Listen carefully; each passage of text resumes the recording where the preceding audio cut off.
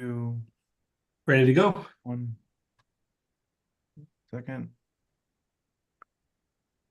Are we ready? 1 second. Yeah, Kevin said yes, we're ready to You're good go. to go. You're good to go. Now? Yep. Good evening, and welcome to the debate between John Avlon and Nick LaLota, the candidates who are running to represent the 1st Congressional District in the House of Representatives of the United States Congress. The League of Women Voters of the Hamptons, Shelter Island, and North Fork is pleased to be co-sponsoring this debate with the leagues from Brookhaven, Huntington, and Smithtown. I'm Estelle Gelman from the League of Women Voters of the Hamptons, Shelter Island, and the North Fork, and I will be moderating this debate. The other member of the League whom you will see on screen is Eileen Mercer, who is our timer. Others in the League involved with bringing you this debate are Arlene Hinkemeyer, who is our publicity chairperson and served as liaison with CTV, and our Voter Services Committee, chaired by Neil Cohen. Our thanks go to all those who contributed questions for the debate, and a very special thanks to the staff at CTV, whose technical support has made it possible to view this debate on YouTube. We also thank the candidates for participating, and we thank you for watching.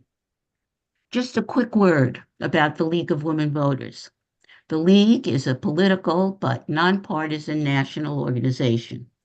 While we never endorse parties or candidates, we do take positions and advocate for issues affecting our community.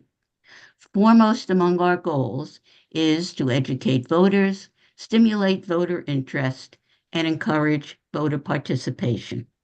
We are respected for sponsoring fair and impartial candidate debates, such as this one, and for the educational materials we distribute on voting issues.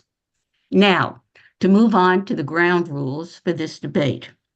Since we don't have a live audience before us, the questions were all submitted in advance by members of the community and the League, and they have been vetted to ensure that they are appropriate for this debate. Each candidate will have 2 minutes for an opening statement, up to 2 minutes to respond to each question, and 1 minute for a closing statement. In addition, each candidate will have the opportunity for one 1-minute rebuttal to each of his opponent's responses. The candidates will speak in alphabetical order, and John Avlon will be giving his opening statement first. He will also answer the first question first, after which the first response to each question will be rotated between the candidates. John Avlon will now give his opening statement. Thank you, Estelle, and thank you to the League of Women Voters. Thank you for your commitment to civil and substantive civic conversation that helps make our democracy better. I'm John Avlon. I'm a native New Yorker, grandson of immigrants, a husband and a father. I'm not a partisan political guy. I've been a journalist, an author. I write history books on the side, most recently about George Washington and Abraham Lincoln. I've run a news organization. And so I understand that side of life. And I think it's healthy for folks to bring their experiences to bear when it comes time to enter public service, which I think should be done for a stage of our life. And this is one of those times in our history where I think all folks are being called on to step up, because I think this is a critical moment. I think our democracy is in danger. But I really do approach this from thinking about putting country over party. You know, I'm a common sense Democrat, but I've worked for Democrats and Republicans. I don't dislike Republicans. I'm married to a Republican. But I did work for the mayor of New York, Rudy Giuliani, during 9/11. I was his chief speechwriter, and my team and I were responsible for writing the eulogies for 343 firefighters and 37 Port Authority police officers and 23 members of the NYPD. And that is a formative moment in my life. It shapes who I am and how I see the world. And when I think about that act of heroism where they ran into the fire to save their fellow citizens, I am deeply motivated and moved by the fact and the idea that they didn't die to see our nation tear itself apart 2 decades later. But that's where we are. We're more divided than we should be. We're more divided than our political debates than we are, in fact, are. And so the stakes for the country and our community cannot be higher.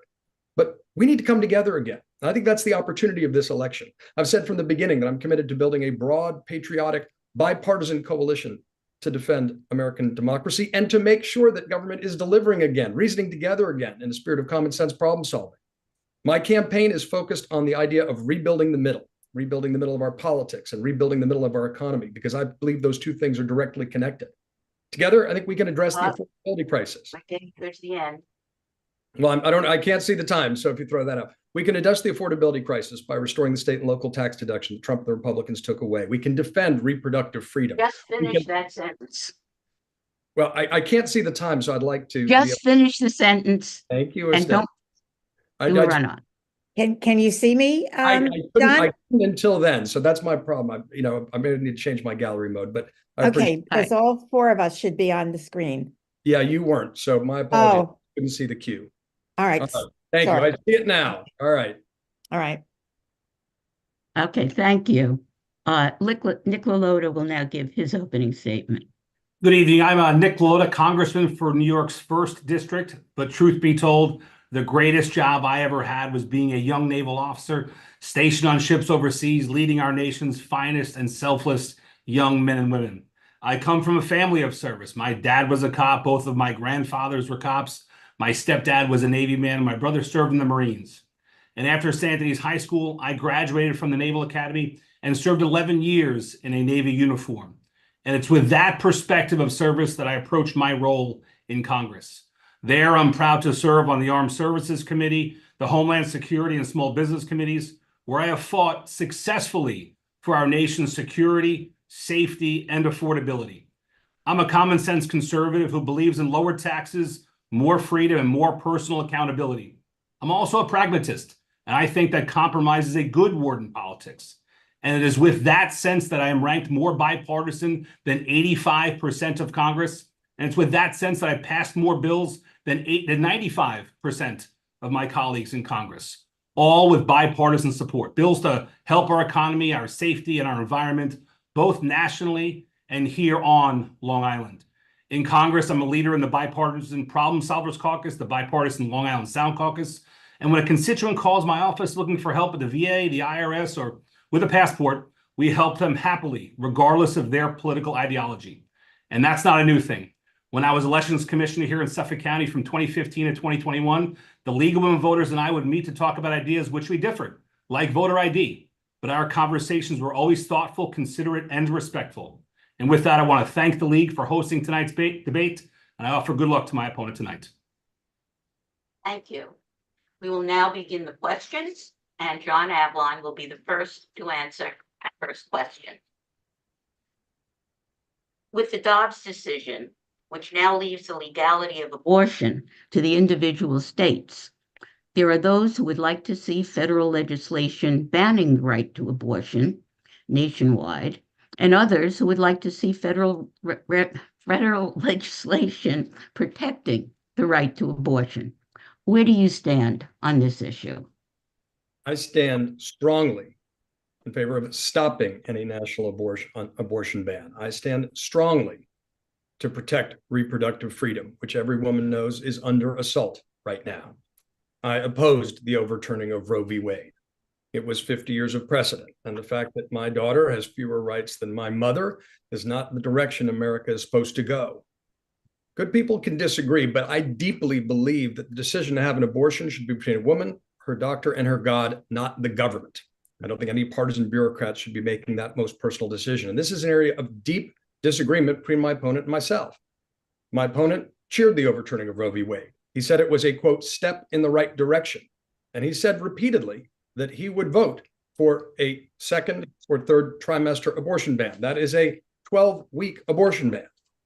We see the downstream effect of Dobbs. I see Nick is throwing something up, but the reality is he said that he supposes he would support a second trimester abortion ban. That is a 12-week ban. And that, I think, is totally outside the common sense standards for our district, which is 75% pro-choice, including a majority of Republicans. Women are dying. We're having debates about contraception and IVF and tracking women. I think that is the opposite of freedom. And I think we need to focus on what unites us, not what divides us. And I think this decision has been disastrous, and we need to pass the Women's Health Protection Act and make sure we stop a national abortion ban. And a vote for Republicans is a vote to empower extremism. And for people who've had a national abortion ban on the to-do list since the beginning. This is a fundamental issue in this election, and the differences between my opponent and I couldn't be more stark. Thank you. Nick? John Avalon can lie all he wants. He can put millions of dollars of ads behind his lies. It doesn't make them true. I oppose a national abortion ban. I'm for the exceptions of rape, incest, life of the mother. I do not support regulation in the first trimester. I'm married to a strong, independent woman. I'm the son of a strong woman who was a single mom for quite some time and raised my brother and me strong. I support strong, independent women, and they should be able to make that decision.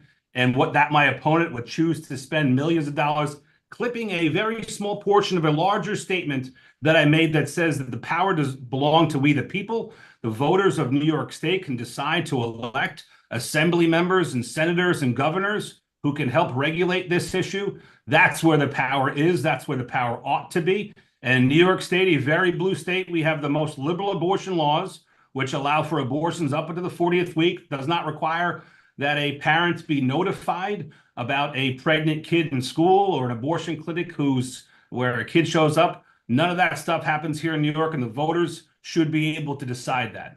Now, my record is clear. There's a lot of rhetoric, and there's certainly a lot of lying going on by Mr. Avalon in this, but my record is clear. In the United States Congress, I blocked my own party's mifepristone bill, a House appropriations bill on agriculture that would have banned the mailing of mifepristone across state lines. I was one of about a dozen House Republicans to block that, consistent with the position I've had for quite some time. This is now a state's issue. The federal government ought not to interfere with it as well.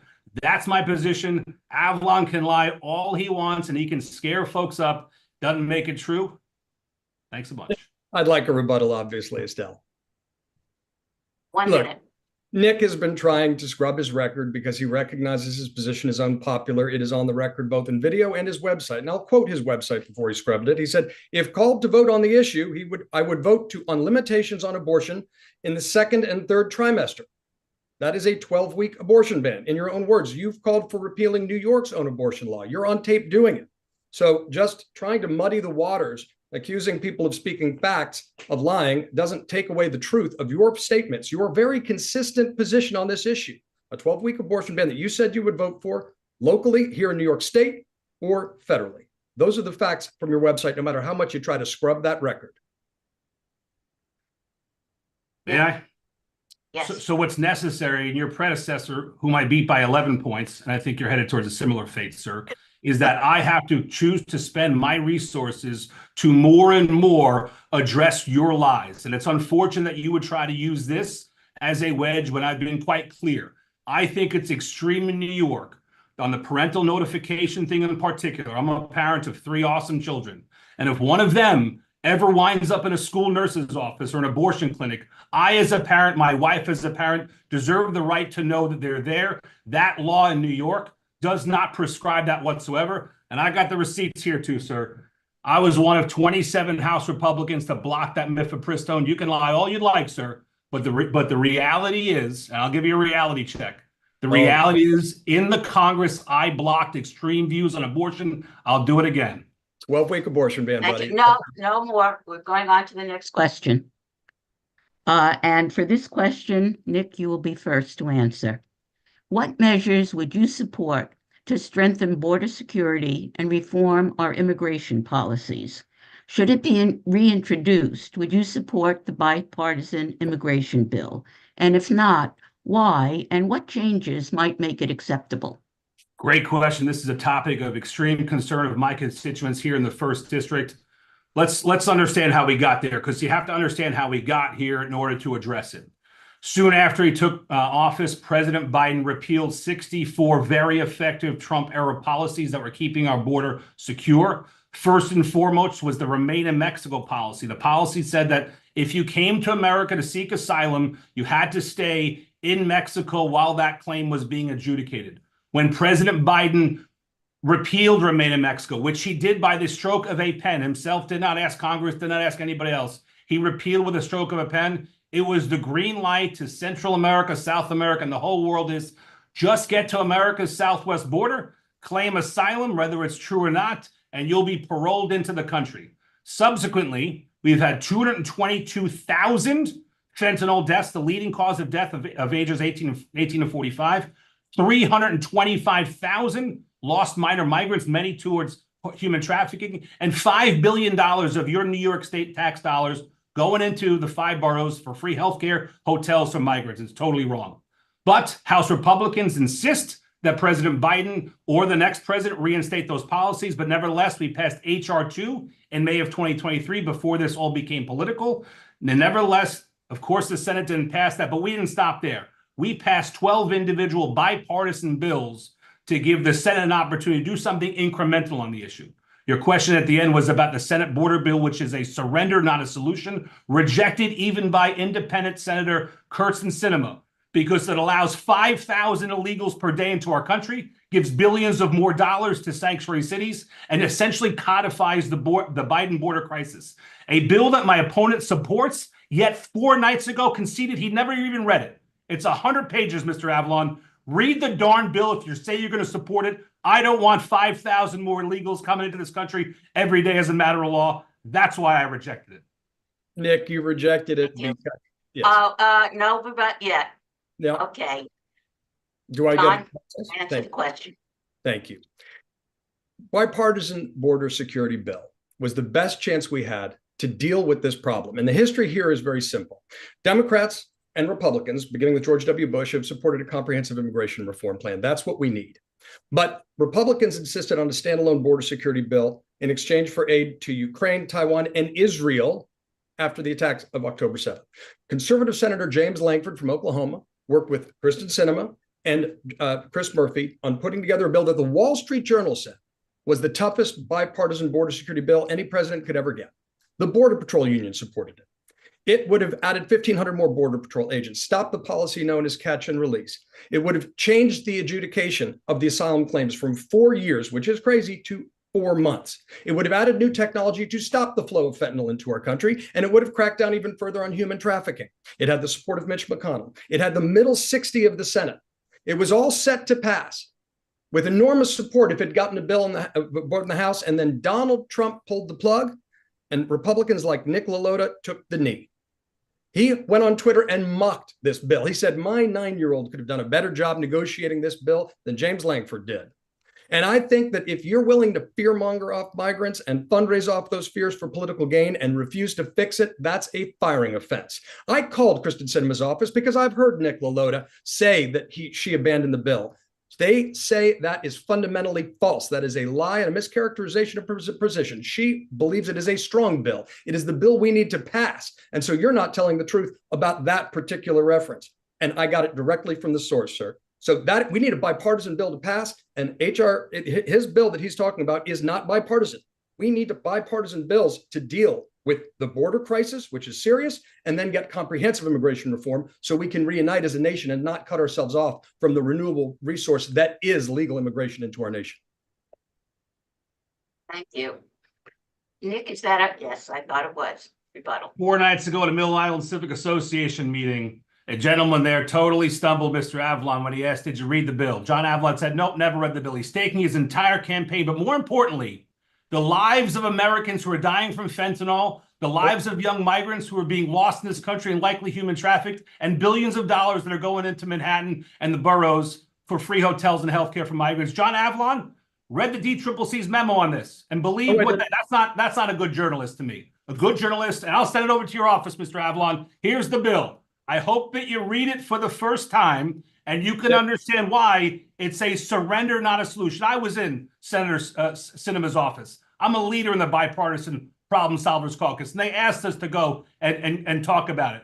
And the problem with the bill that I told the senator, and you can go Google it, it's back at home, Kyrsten Sinema border bill, and it says that she ran away from it, is because it had too many mays and not enough shalls. It gave President Biden, who has zero trust in the American public on the border, more authorities, not more requirements. To allow 5,000 illegals to cross the border today is an insane bill. You shouldn't have supported it. You're done, Nick. So look, you're following Rebuttal? the problem. If you were serious about solving the problem, you would have actually passed the bill that dealt with the issues you were concerned about. I have read the congressional research report on this. I know exactly what's in that bill, and it's a good bill. That's why the middle 60, including the Republican leadership, supported passing it. And Kristen Sinema's own office says you are fundamentally mischaracterizing her position. I want to solve the problem. You want to politicize it and take advantage of it. Some of us think bipartisanship's the solution. Other people think it's the problem. You're the latter. You followed Donald Trump's lead when he told you to kill the bill that would fix the border security. And I think that is the fundamental problem. We need to come together to solve this. I'd vote for that bill on day one. Thank you. Okay, let's go on to the third question. And John, you will be answering first on this one. Great. The United States has been supporting Ukraine in its war with Russia for over 2 years. What is your position in regard to the United States continuing support of Ukraine? And what do you believe the role of the United States should be in resolving the situation? I strongly believe we should support Ukraine in its fight against Russian aggression. And I'm old enough to remember when Republicans believed in standing up to Russian aggression. The laws of history are really clear here. Bullies only respect strength. Weakness invites aggression. And multilateral security organizations like NATO are enormously effective at deterring totalitarian powers that are seeking to expand their turf. Stopping Vladimir Putin in Ukraine with the kind of support that the Biden administration has done while expanding NATO has been enormously effective. But Putin has made it very clear that the question of the fate of Ukraine is tied up with the results of this election. And that's why I think the return of Donald Trump would be so incredibly dangerous. He has said that Vladimir Putin can do whatever the hell he wants. He said that. He has consistently taken steps to weaken and undermine NATO, not for reasons of fiscal responsibility, but because it seems to be an obsession with him. I believe strongly that multilateral security organizations, particularly the ones that we founded with our allies after the Second World War, have helped keep the peace in an enormously successful fashion. And we need to reassert that bipartisan foreign policy tradition. I think there's a direct line between Harry Truman, the Cold War liberalism of JFK, Ronald Reagan, and the internationalists today. But instead, there's a whole code pink conservative neo-isolationist movement going on in the Republican Party. And when Republicans in the House let Ukraine twist in the wind for 6 months while they debated that border security bill. 6 months. And my opponent was silent during that time. I think we need to stand up with Ukraine. We need to stand up with our fellow democracies to stand up against tyrants and terrorists around the world. And because the defining struggle of our time is democracy versus autocracy, and Donald Trump keeps taking the side of autocrats, we need to be on the side of our fellow democracies with strength. Thank you, Nick. I love when John Avalon gets fired up about how long Congress takes to do things. Yeah, Congress takes a while to do things, but he seems to only get fired up about sending money to Ukraine. Never heard one peep about the U.S. Senate. Never passed any border security bills. House Republicans passed H.R. 2, the Secure the Border Act of 2023, in May of 2023. Sat on the Senate's desk. Your friends in the Senate Democrats in the Senate never did anything about our own border security. And I've never heard one peep out of you, sir, about anything about that timeliness in that process. Yeah, I'm frustrated with how long Washington takes to do something. But never anything from you about our own border and what's happening to Americans within our own borders. Yeah, I voted for Ukraine supplemental. I ensured that we backed our ally against an adversary. Putin's an evil dictator. I get that. And you got the first line right. Weakness invites aggression. But let's talk about the weakness. 9 months before Putin invaded Ukraine, Biden relieved sanctions on Russia that allowed the Nord Stream 2 pipeline to get built. 6 months before Putin invaded Ukraine, Biden had a terrible withdrawal from Afghanistan, bending to the Taliban.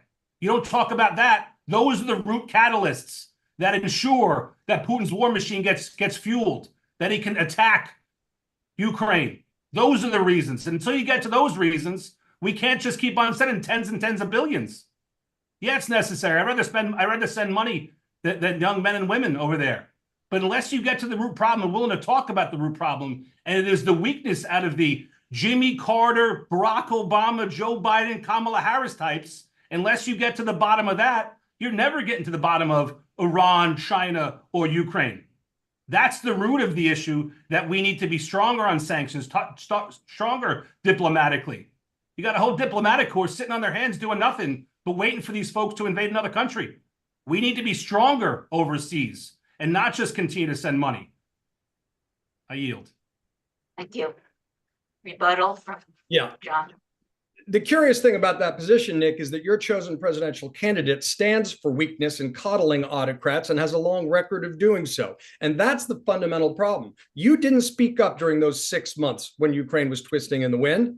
You voted for the bill, and you, by the way, always said, oh, look at all the Ukraine funding added in the border bill. By the way, you know what else was in that border bill? The Afghan Adjustment Act, which is the right thing to do by our allies in Afghanistan in the wake of that disaster. But look, Donald Trump represents weakness in the face of Russian aggression and in the face of autocrats everywhere. Donald Trump flip-flopped his position on TikTok once he got a $400 million donation. He is not standing strong against our foreign adversaries and autocrats, and you back him wholeheartedly. You brag you're the first Purple District representative to support him.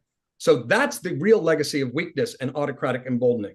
What we need is broad bipartisan strong national security tradition. And that's why his own military leaders are warning he is a danger to our democracy and to our allies. That's the reality in their words. Thank you. Nick? 16 of 31 NATO nations don't do their fair share.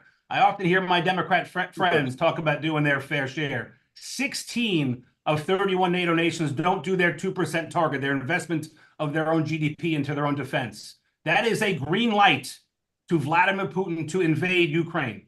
Trump stood for the premise of NATO needs to do more. We spend 3.5% of our own nation's GDP. We got the strongest military in the world, damn proud of it. But we can't be relied upon to continue to be the world's cop on everything.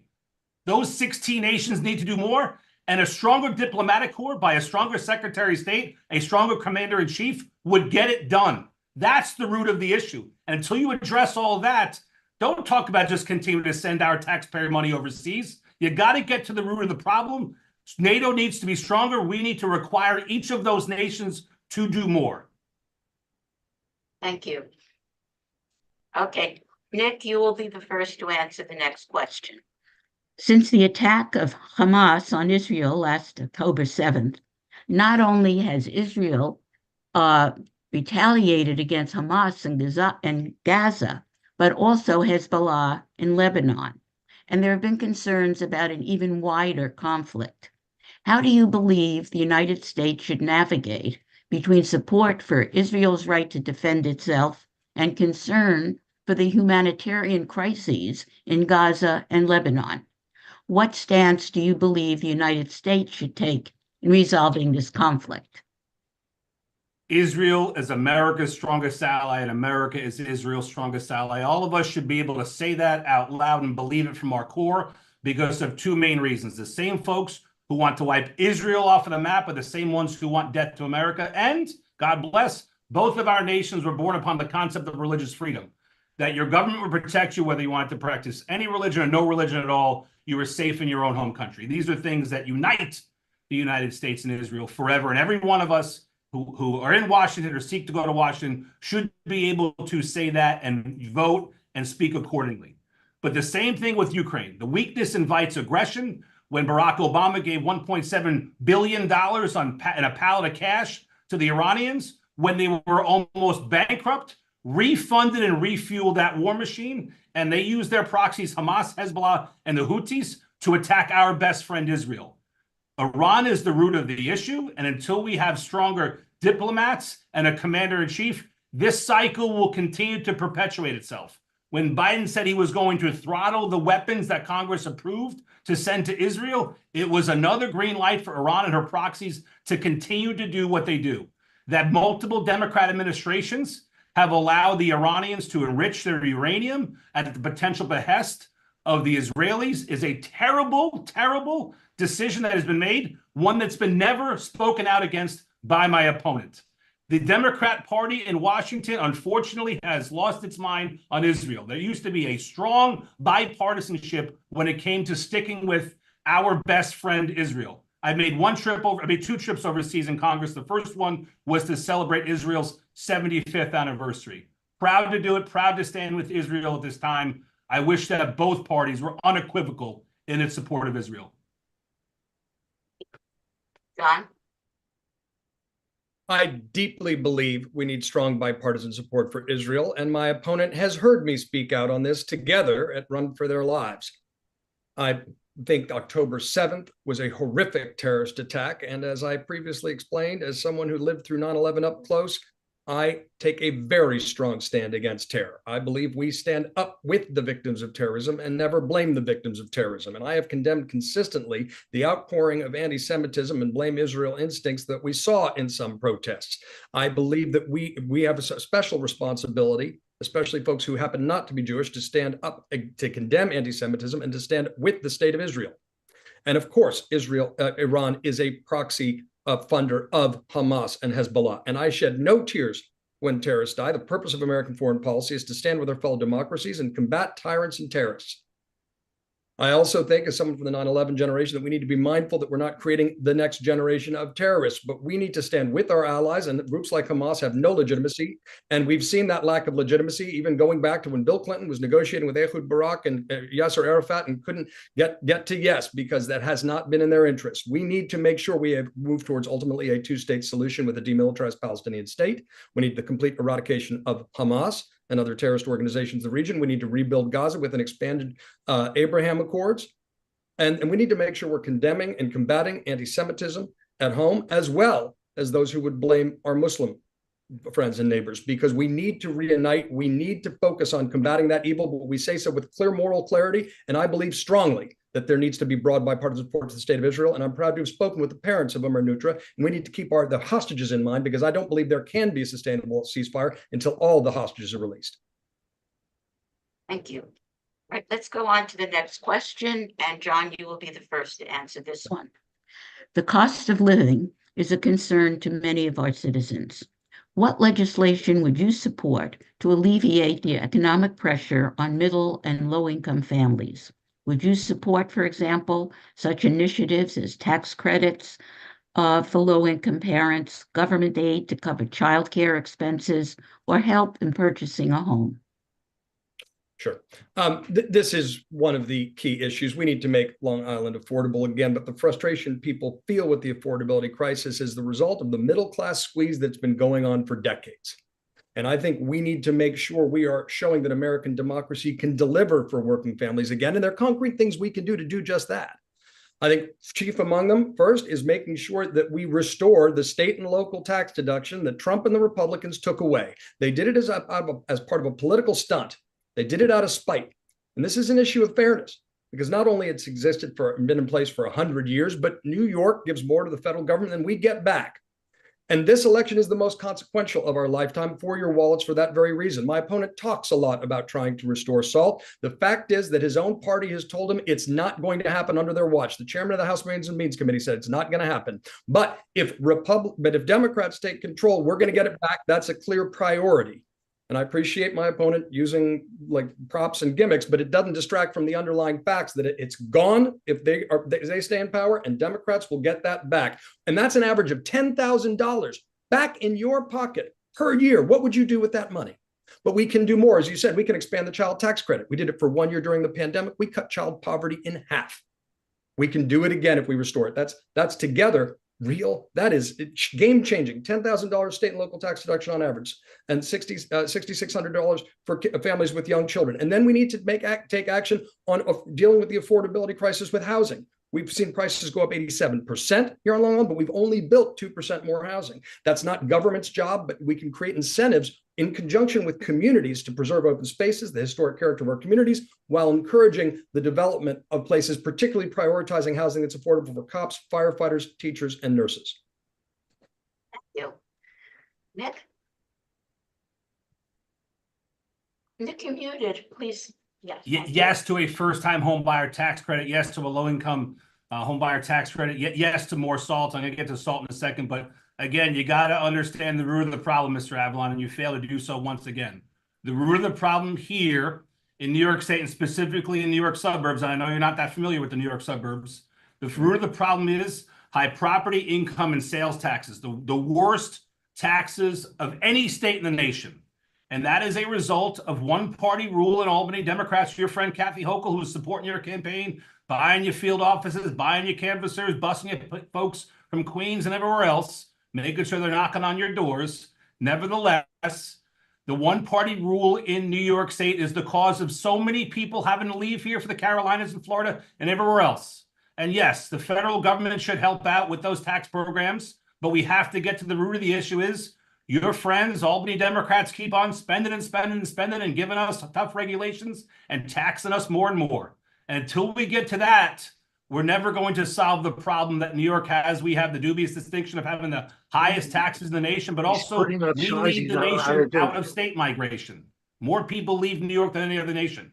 But I'll tell you this, SALT should not have been capped. That 2017 tax bill would have voted against it. I'm upset with members of my party who did that. Yet members of your party, when they had control of everything, House, Senate, White House, in 21 and 22, though they beat the drum saying they were all for SALT, squadoosh, nothing. They didn't do anything for us on SALT. And yet when Republicans had the House, me, Garbarino, and D'Esposito negotiated like hell to get a bill towards the floor. And on February 14th of 2024, I think it's HRES 993, go Google it. 18 Republicans blocked it. I was upset with that, but 207 House Democrats blocked that bill from coming to the floor. Don't say poison pill. There was a no law, there was a no budget, a no policy thing that merely criticized Biden's energy policies, worthy of criticism. Your party blocked that bill, but I'm going to continue to move forward. Nick, just A rebuttal, John? rebuttal, yes. Nick, just admit it. You failed. You failed to restore SALT because your party doesn't want to do it. You can't even get that bill passed on the floor. And it's not there was a poison pill attached to it. But the real larger issue is that until those Trump tax laws are set to expire in 2025, no one that doesn't have 60 votes in the Senate is going to be able to get the state and local tax deduction passed that your party and your chosen president took away from us. They raised our taxes. Newsday just did a detailed analysis. And here in Suffolk County, we had our taxes raised because of the taking away the state and local tax deduction. So you failed to get it done, but we'll be in a position to negotiate come 2025. And it's absolutely critical. So don't try to deflect and place blame. Just say, look, you talked a lot about it. You failed to get it done because your party's told you to go pound sand. They've told you it's never going to happen under their watch. They've told you that. I know it's hard to hear, but that's the reality. So let's get it done. Nick? For the folks at home, you don't have to believe me. You definitely shouldn't believe Mr. Avalon. Just go Google it. February 14th, 2024, every House Democrat voted to block the bill. Despite Avalon keep on saying, oh, if you give Democrats the power, we're going to restore SALT. Didn't do it in 21 or 22 when you had everything. House, Senate, and the White House. 25. Couldn't even get 10 of you, couldn't get one of you guys to vote when you could have crossed the aisle. And that, by the way, terrible position, Mr. Avalon. What you should be saying right now is, you know what, some folks in my party, the Democrats, they were cowards. I would have crossed the aisle that day. It was wrong what they did. That would be the strong Long Island position. That would be the position to say, you know what, every now and then my party's wrong, but I'm willing to cross the aisle and do what's right for Long Islanders. That's the right position. Going into this like DC circular, oh no, blah, blah. That's wrong. February 14th, 2024, you were on CNN. You should have called out all those Democrats.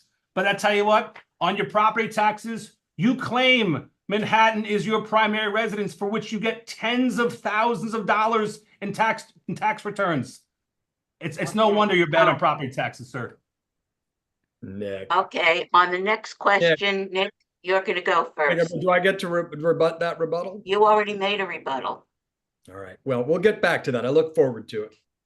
Okay. Nick, you're the first on the next question. What actions would you support to reduce the increasing number of school shootings and mass killings in the United States? What is your position on banning assault weapons and high-capacity magazines? Serious issue. For those who don't know, my wife is a public school teacher, and my 3 kids go to school here on Long Island.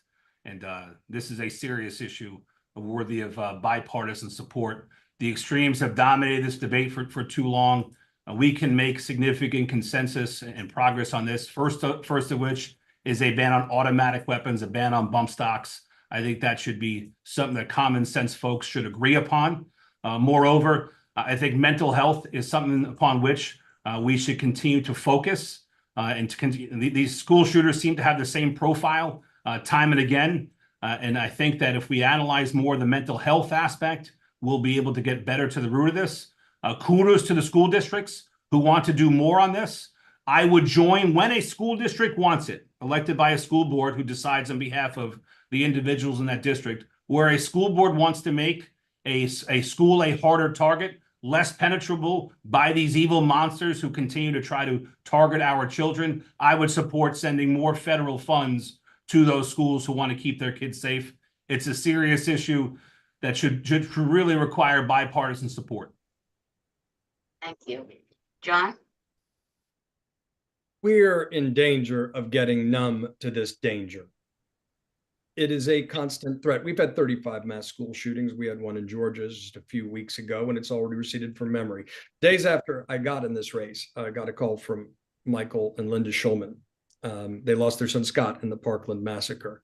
And they said they were strong supporters and they wanted to work together on issues of gun safety and violence prevention. And this is an area, one more area where we're far more united than we are divided. But we've seen extremes disproportionately dominate the debates and stop common sense legislation from passing. It's been illegal to even have the CDC research the impact of guns. It seems like a lost era where Ronald Reagan himself helped negotiate or helped lobby for the assault weapons ban, saying that you don't need a weapon of war for hunting or sport or self-defense. And the Republican Party has blocked steps in this. We've made incremental progress. Red flag laws are a good step, but it is sickening to see kids being sold bulletproof gear to line their backpacks. We don't need to be the only nation in the world where this happens. We have 80% support for violent history background checks.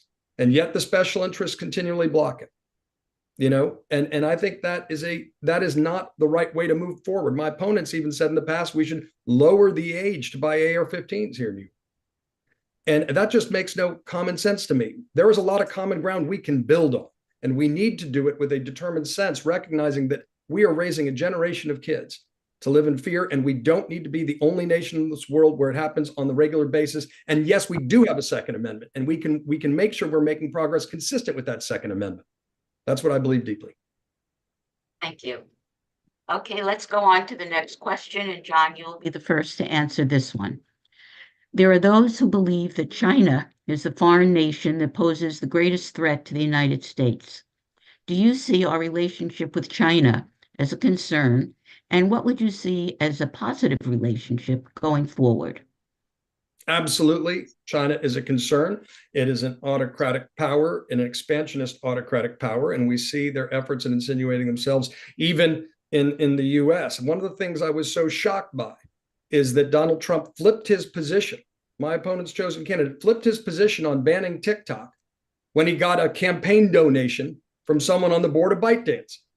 Right? I think we need to put principles over party. We need to be consistent. I don't think we would have let the Soviet Union own a newspaper chain or a radio chain during the Cold War. And I think that's analogous to TikTok's impact now in fueling digital disinformation and undermining our ability to reason together. And we see that in a million different ways. China is trying to be a hegemonic power, and it is part of an autocratic alliance in the world that we as democracies need to stand up against, which is why it's so troubling that my opponent's endorsed candidate for president keeps sending yellow lights on Taiwan in this case, which is unbelievable but true. They've been basically emboldening the autocrats because he seems to have a fascination with autocrats, according to his own military leaders who were warning us about this. So I do think that we need to stand strong against the CCP with the people of China. We need to make sure that Taiwan is protected. We need to make sure we're not being infiltrated in ways that compromise our independence as a nation. Ultimately, we would like to get back to a commercial relationship. It's healthy that we're reshoring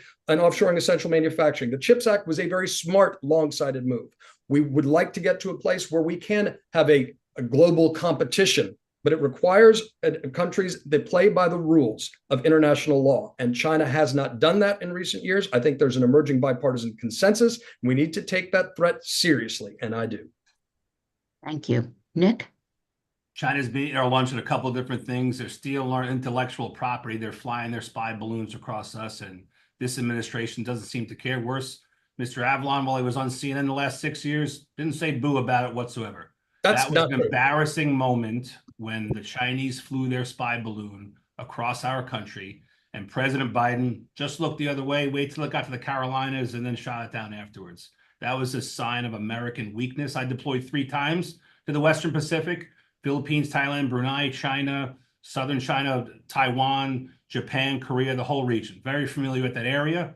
China has been allowed to become emboldened. They continue to harass shipping in that area. They're picking apart the Filipino Coast Guard routinely. They've seized islands like the Spratlys, and the administration just looked the other way. And journalists, I'll put that in quotes here, don't say anything. The folks in CNN specific, I won't say them all. There's some decent journalists over there. But the one against whom I'm running has covered for that party for way too long, for 6 years, didn't say boo. He calls Republicans delusional, Trump supporters insane. Every answer he has goes back to Trump. Trump hasn't been the president the last 4 years, so you can't blame him on this, sir. Nevertheless, you had a responsibility. If you're going to invoke that you were a journalist on that network for so long, you had a responsibility to call out President Biden, whose family took a lot of money from China. We all know that. But you didn't call that out. You don't call the weakness out. You don't call the weakness out over Ukraine area, over Iran, over Russia. Anything that you want to say is wrong. It's all about Trump to you. I think that's wrong. If you're going to advertise that somehow you're some sort of centrist, then maybe you are 20 years ago when you wrote a book. Maybe you are 20 years ago when you worked for a Republican mayor. But the last 6 years of your life have stood for nothing other than hyper-partisanship and a one-way look on the world that doesn't fly here on Long Island. Maybe it does on the Lower East Side of Manhattan. Not here, though, sir. Thank you. Yeah. We have a rebuttal, You John. sure do. Nick, before making these accusations, you should actually be familiar with what I've done, and I can direct you to several detailed investigations I did about China's expansionist power, including a detailed examination of how the Chinese government was using police stations overseas, including in the United States, as a way of enforcing their own laws against citizens living in other nations and against former Chinese citizens living in other nations. So, and that is one of many examples of where I have written and done reporting that is very, aggressive to China's expansionist threat. So those sorts of accusations you're making are just further undermine your already incredibly diminished credibility in your attempt to paint with a broad brush. In fact, I looked back the other day and actually the RNC tweeted out one of my own reality checks because I was criticizing Democrats. So, this is just a narrative you're trying to impose, and doesn't fit the facts, which is sadly not surprising for someone of your stature. Thank you, Nick. House Republicans passed numerous bills this cycle, which Democrats would not have passed, but House Republicans passed those bills numerous times this year to do things like confront Chinese aggression, to protect our intellectual property, to criticize things like them using what is essentially slave labor over there. You know who never said anything to say that was a good idea? Mr. Avalon and CNN. For 6 years, one of the biggest stages in national politics, could speak about whatever he wanted for 5 minutes a day, once a week for 6 years. Never said anything complimentary of a Republican policy. Now, I think he would tell you even a broken clock is right twice a day, but never one thing complimentary of Republicans. And now he's feigning in the district that he'd be this swell, centrist kind of guy, when for the last 6 years, it's been the most vitriolic, partisan rhetoric that has been part of the divide of this great nation. A lot of things to blame, but those cable news stations with their vitriolic partisan anchors like Mr. Avalon are dividing the heck out of us just to sell more ad space to corporate media. And now he's out here saying that he's some sort of centrist. Long Islanders ain't believing it, sir. Okay, thank you. And Nick, you are going to be the next, have the next question. First answer to the next question. What is your position on whether there should be a plan to citizenship for the Dreamers, and also for undocumented persons productively working and paying taxes in the United States for many years? We have a tremendous immigration issue right now, and there's going to be a fire drill if administrations change. There's, by the way, no estimates are really reliable. Some say 6, some say 20 million. It's probably somewhere in between of that number of illegal people in this country. Yes, I have some sympathy for the Dreamers. If you were brought here by somebody else before you were the age of majority, you weren't making decisions for yourself, I got a tremendous amount of sympathy for you, especially if you have lawfully integrated you into our society and you being productive. God bless, there should be a spot for a person like that in our world. However, what the other party fails to recognize is the fire drill that we will have to tackle. that there are millions of people who are here. And by the way, I'll post some stats on my website afterwards or on my social media, committing violent crimes, assaults, batteries, rapes, murders, everything in between. The numbers are off of the charts because President Biden is not vetting in the people who are coming across our southern border. The bill that my opponent hasn't read but somehow supports doesn't address any of that whatsoever, doesn't address any vetting whatsoever. And this is the unfortunate reality of the politics in which we live. We're going to have to deport some people. Some people, it's going to be cheaper to deport them than support them. If you're here committing violent crimes, you should be gone. If you're here to mooch off the system, to use our tax dollars to get the free hotels and healthcare, you should be gone. There's going to be a fire drill if administrations change to ensure that we re-secure our border, that we have accountability. Kamala Harris said that she wants to decriminalize the illegal crossing of the border and make it a mere civil offense. That's a step in the wrong direction. And yes, Mr. Avalon, of course, supports Kamala Harris. That is a step in the wrong direction. We need to be able to address that. At the same time, we've had immigration quotas that match our labor needs. We need good legal immigration, and the parties should work together on that. But what has happened in the last 3.5 years is totally abhorrent. It's ruined our safety and it's ruined our economy. We need to do better. Thank you. Are those hands up or? I haven't had a chance to answer the question, but I think that's from the last time. Oh, okay. Thank you. All right. This is going to be the last question. Man, I didn't get a chance to answer that. Oh, I'll answer it. Thank you very much. I appreciate that. You'll notice my opponent didn't actually answer your question. Obviously, people who commit crimes should be deported. That's basic. But the question is what to do with the dreamers. And it's one thing to say your heart goes out, but it's another thing to say it's going to be a fire drill when there's a change of government. You know, his chosen candidate has called for not just mass deportations now, but armed mass deportations now. I'd like to know how that works. You know, I think we need more legal immigration to America. We need less illegal immigration. You know, the details of the border security bill, which Kamala Harris said she'd pass, which when it comes to asylum claims, for example, we need to change fundamentally. There's no such thing as economic asylum, and it shouldn't be incentive for people to show up. Those are the kinds of things that were in the bill that my opponent previously said on Bill Rither weren't even dealt with. So, but this, when it comes to dealing with the dreamers, I've interviewed dreamers. We have put these people in limbo. It is not the right thing to do. It's one more reason we need comprehensive immigration reform, because these dreamers, many of whom are, most of them are active, productive citizens in our society, are being squeezed. And to simply express sympathy and not say what you do is totally inappropriate. And more importantly, I want to know how that fire drill looks if we have armed mass deportations, as your candidate has suggested. We need to have strong border controls. We need to have comprehensive immigration reform that deals with the economic aspects of immigration, that deals with a pathway for the dreamers. But we do need to restore faith that our immigration system works. But deal with the practicality, deal with the decency, deal with the human cost of this fire drill you speak of. How do you imagine armed mass deportations working under your chosen president, Nick? Is that what you want? Is that sympathy? Will the gentleman yield? Spoke for? No, I'll yield. My time's up, and it just about is. But I want you to actually answer the question of how, as a practical matter, you see that happening, consistent with anything resembling American values. We need a strong border, but let's not have armed mass deportations unless you're embracing that, which you very well might. Thank you. Nick, are you? I'm going to speak for 30 seconds. I'm going to yield back to Mr. Avalon to ask a question to him. You talk about urgency in government routinely, Mr. Avalon. You invoke Ukraine on that, but you say nothing about the border. You talk about the urgency of how are we going to treat all these folks who are here illegally. What about the Americans who are dying? What about the 222,000 Americans dead from fentanyl? What about the 325,000 lost migrant children in our border under Joe Biden? What about the $5 billion of tax money that have to go into New York for free hotels and healthcare and lawyers for migrants? And my question to you, sir, is, have you read it yet? 4 days ago, you said you didn't read the bill. My question to you, the bill that you support, the bill that you said is going to fix all this. My question to you with the last 20 seconds I have is, have you read it yet? You, sir, are a sad excuse and part of the reason that Long Island's delegation is a laughing stock. Look, we have to fix our border. You had a bipartisan chance to do it. You rejected it because Donald Trump told you to. Why? Because you're a follower. not a leader. You're not actually serious about bipartisanship. You have the least bipartisan record of any member of the Long Island delegation. That's a fact.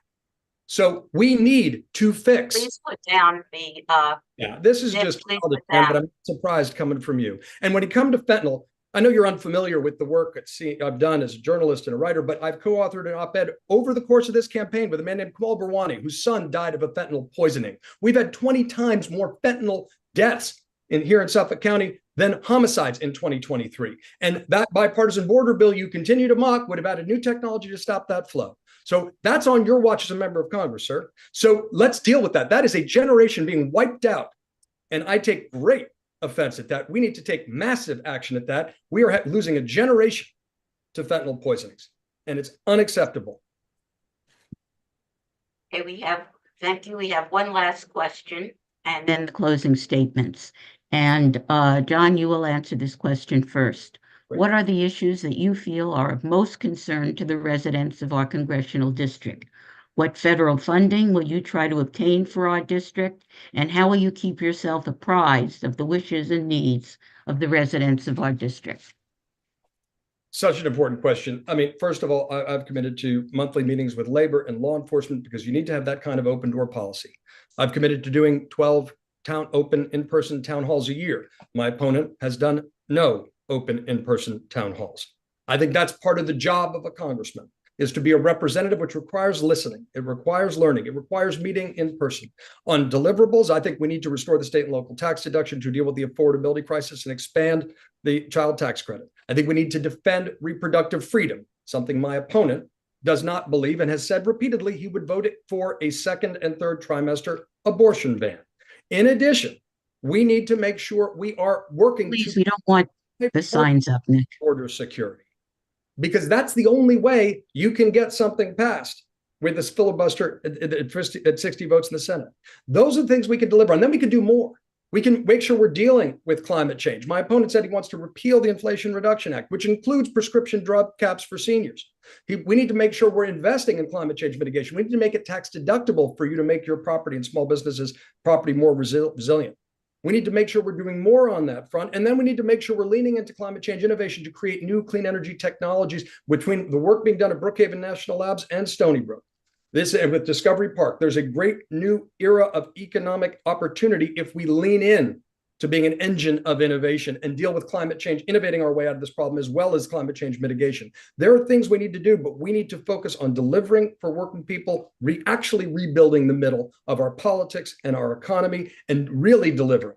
And my opponent will vote for a continuing resolution that cuts the federal government by 20%, because that's what his party does. And we need to actually get serious about working together again. That's the promise of this election. Thank you, Nick. You're muted, Nick. We're a nation $36 trillion in debt, a debt to GDP ratio worse than since World War II. And yeah, we're going to have to cut somewhere, Mr. Avalon. Hopefully that could be a bipartisan endeavor moving forward. While we do so, we should protect, as we have, Social Security and Medicare and VA and Homeland and defense spending. Those are the things that we should protect, but everything else ought to be on the table. And I don't think that should be a one-party issue. This nation hasn't balanced the budget in 25 years. And if we continue down this path, we're going to have more inflation, which is the hidden tax. We're going to deny future generations of Americans the awesome opportunities our parents were able to pass off to us. I want to pass a better economy, a better planet, more opportunity to my kids than my parents were able to pass off to us. That's the American dream, sir. So yeah, don't vilify some spending cuts here and there, especially when they protect those issues in particular. We did pass a debt ceiling hike. We'll concurrently cut $1.7 trillion in spending over 10 years. A start. We need to do more. We need to be serious about our belt tightening. And for you to vilify that is just wrong and out of touch. It is the inflation is the hidden tax. Overspending leads to inflation. You don't get that, you're running for the wrong job. But I tell you what, while in this job, I brought home $150 million federal dollars to this district, money for jobs, money for the environment, money for infrastructure, all 8 towns. I didn't care if it was a Democrat mayor, Democrat supervisor, or Republican who asked me for money. I went out and got it. Every town got something to help water quality, infrastructure, millions of dollars. Even got some to your summer home in Sag Harbor. Sorry, I couldn't get any in Manhattan where you actually live. Maybe you should ask Jerry Nadler about that. Nevertheless, Bringing home the bacon is important to me. I've done it, 150 million. I'll do more in a second term. Thank you both. We're now going to go to the closing statements. And John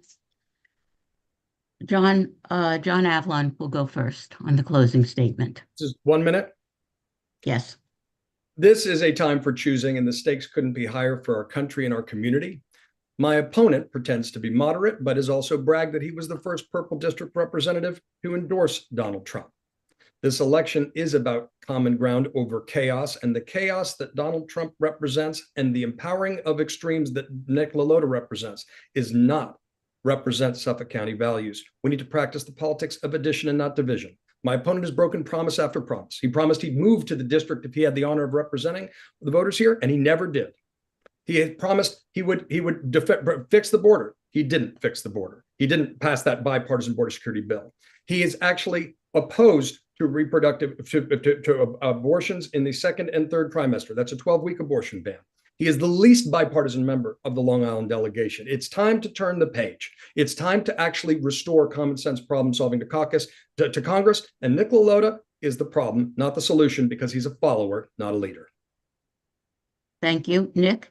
The United States of America is the greatest nation the world has ever known, but like most of my constituents, I think America is heading in the wrong direction. The crisis at our southern border, which President Biden created when he repealed with a stroke of a pen 64 very effective Trump-era policies, had led to chaos at the border. Moreover, the cost of everything from groceries to housing is unsustainable. More and more Long Islanders living paycheck to paycheck and putting more and more of their bills on their credit cards. I'm endorsed by a lot, by a bunch of blue-collar labor unions, by law enforcement unions, by a lot of blue-collar people who go to work every day just trying to live the struggle, and they want somebody who will fight for them.